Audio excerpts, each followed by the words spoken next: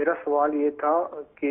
دارالفتہ اہل سنت کا سلسلہ لگا ہو اور کوئی ایسا سوال کا جواب ہو کہ جس کا جاننا فرض ہو، تو اس ایسے میں اذان ہو جائے تو بندہ اذان سنے یا دارالفتہ اہل سنت کا سلسلہ سنتا رہے، اس کے بارے میں حکم ارشاد فرما دیجیے، جزاک اللہ۔ ہے تو بڑا قابل توجہ کہ دارالفتہ اہل سنت کا سلسلہ آ رہا ہے، اور یہ ہمارا سلسلہ احکام تجارت بھی اسی کی گویا کہ ایک شاخ ہے، اسی کا ایک شعبہ ہے۔ اب اس میں کسی فرض علم کے متعلق گفتگو جاری ہے، اتنے میں اذان ہو گئی تو کیا کیا جائے؟ علم دین کی جو بھی محفل ہو، علم دین سیکھا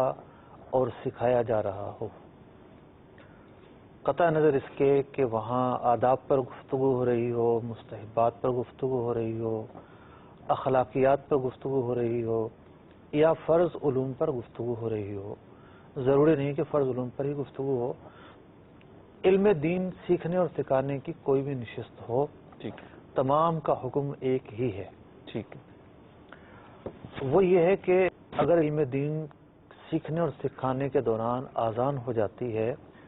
تو علم دین کی جو نشست ہے اسے رکنا ضروری نہیں ہے۔ ٹھیک، ضروری نہیں ہے، ٹھیک، وہ علم دین کی نشست جاری رکھی جا سکتی ہے۔ ٹھیک، اب جو آذان ہے اس کے ہیں دو احکام، ٹھیک، یعنی آذان کا جواب دینا واجب ہے، ٹھیک ہے،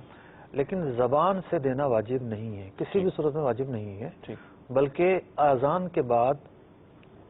مسجد کی طرف چل کر جانا واجب ہے، ٹھیک، اور وہ اسی وقت واجب ہوگا کہ بندہ جا کر جماعت میں شرکت ہو جائے۔ ٹھیک، عام طور پر 15-20 منٹ پہلے، اور باب المدینہ میں خاص طور پر ظہر کی جو اذانیں ہیں وہ آدھا گھنٹے پہلے ہوتی ہیں، ٹھیک، تو بعض لوگ تو اس ٹائم لنچ بھی کر لیا کرتے ہیں۔ ٹھیک ہے، تو اب آذان کا جواب دینا بہت بڑی نیکی کی بات ہے، ٹھیک ہے، اور بہت ساری نیکیاں اس سے حاصل ہوتی ہیں، لاکھوں لاکھ نیکیاں حاصل ہوتی ہیں۔ اس کی تاکید اپنی جگہ پر ہے، اذان کا احترام بھی اپنی جگہ پر ہے، ٹھیک ہے، لیکن جو علم دین کی مجلس جہاں بھی جاری ہو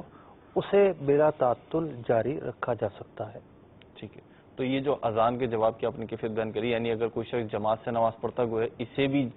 جواب اذان میں شمار؟ یہ بھی جواب اذان ہے، یہ جواب الاقدام ہے، جواب مسجد کی طرف چل کر جانا۔